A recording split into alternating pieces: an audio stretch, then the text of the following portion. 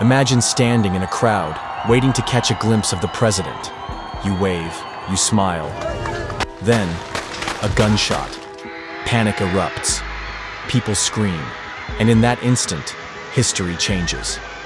In the United States, political violence hasn't just shaped policy. It's defined entire eras.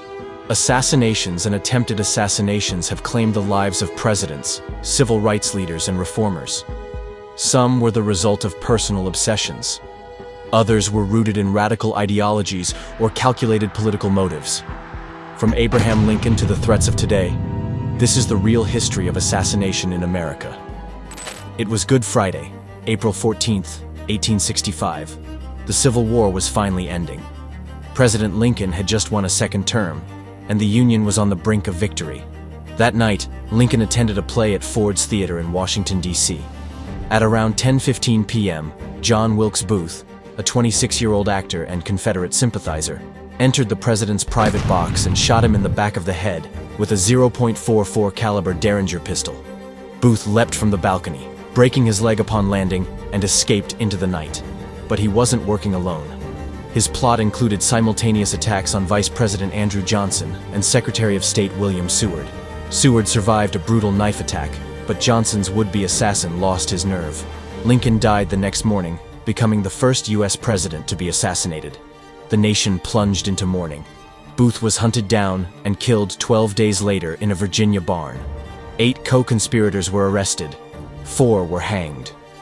Lincoln's death left a political vacuum that altered the course of Reconstruction and the integration of formerly enslaved people into American society. Only 4 months into his presidency, James A. Garfield was walking through the Baltimore and Potomac Railroad Station in Washington, D.C. on July 2, 1881. He was approached by Charles J. Guiteau, an emotionally unstable man who had been stalking him for weeks. Guiteau believed he was owed a political appointment because of a speech he wrote, which Garfield had never read. Guiteau shot the president twice at close range.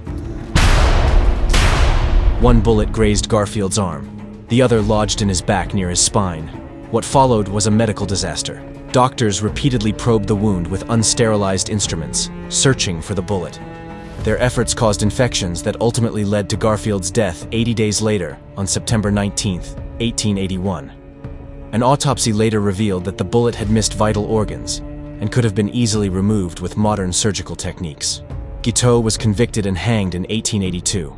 His trial, and erratic courtroom behavior, sparked national debate on the legal definition of insanity and the need for civil service reform. It was Garfield's death that directly led to the Pendleton Civil Service Reform Act, changing how federal government jobs were awarded. On September 6, 1901, President William McKinley was attending the Pan American Exposition in Buffalo, New York. As he greeted members of the public in a receiving line, a man approached with his hand wrapped in a handkerchief. Hidden beneath it, a .32 caliber revolver. 2 shots were fired. The shooter was Leon Czolgosz, a self-proclaimed anarchist who believed McKinley represented a corrupt government and corporate oppression. McKinley initially survived. Doctors operated, but could not locate the second bullet. For 8 days, it seemed he would recover. But gangrene developed internally. He died on September 14th. Czolgosz was quickly tried and executed via electric chair just 45 days later. McKinley's assassination thrust Vice President Theodore Roosevelt into office.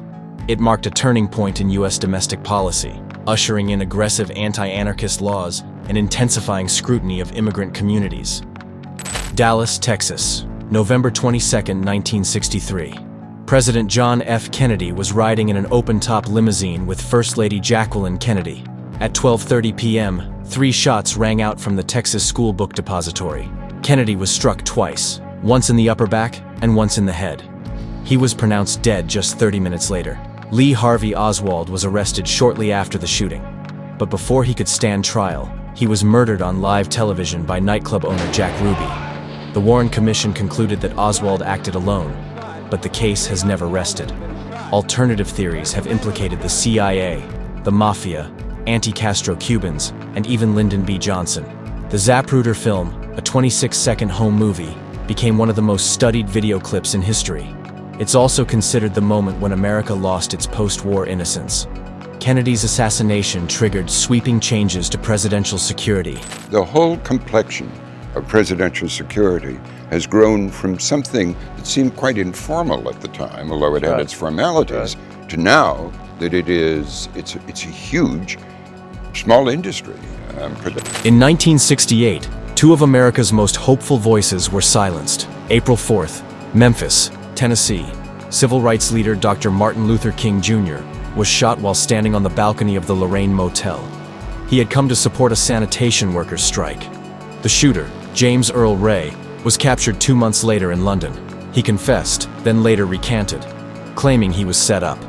MLK's family has since supported calls for reopening the investigation.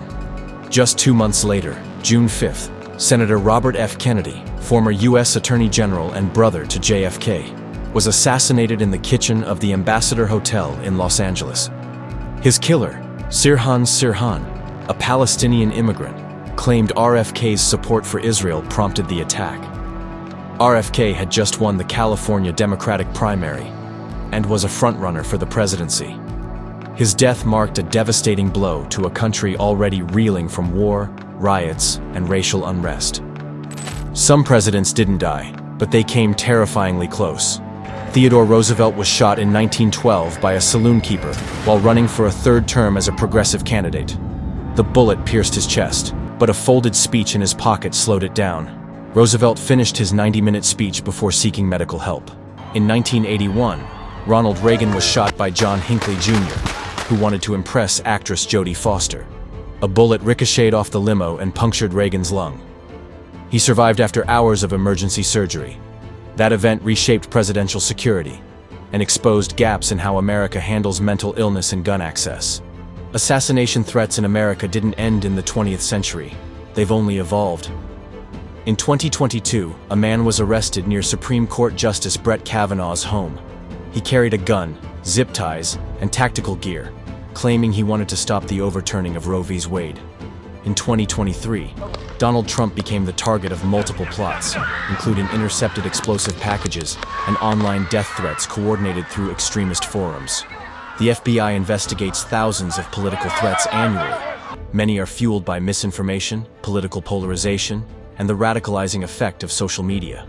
Each assassination, or attempted assassination, isn't just an act of violence. It's a reflection of where America was, what it feared, and what it believed in. From the theater box at Ford's to the hotel kitchen in LA, to encrypted chat rooms plotting modern-day attacks, violence has been a part of the American political story, and that story isn't over. This is History 101. Subscribe for more deep dives into the moments that shaped our world.